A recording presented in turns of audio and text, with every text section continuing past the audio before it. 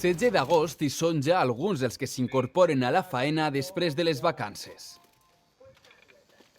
Un poquito despistado el primer día, pero bien, todo bien. Emocionalment no és fàcil tornar, sobretot qui ha pogut desconnectar plenament.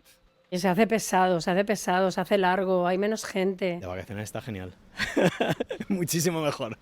Els experts aconsellen almenys 3 setmanes de vacances de forma continuada amb una desconnexió pràcticament total, però compten idealitzar-les perquè també diuen que s'ha de ser feliç durant els mesos que treballem.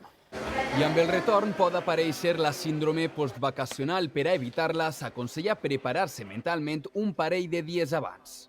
Clavar-se en el correu electrònic, parlar amb el teu entorn més proper sobre què vas a fer quan tornes, inclús, si es pot, el primer dia de la tornada al treball, fer-ho d'una forma flexible, és a dir, tindre descansos cada 2 horetes de 15 minuts. Així i tot, hi ha qui porta bé tornar a la rutina, sobretot si la faena li agrada.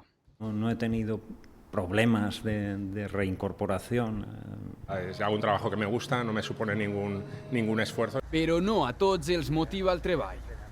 Dins de la situació tòxica o negativa, buscar-lo menys roïn, i això ens ajuda a agarrar distància emocional. Poc més o menys costa tornar a la rutina, però tots coincideixen que les vacances són més que necessàries.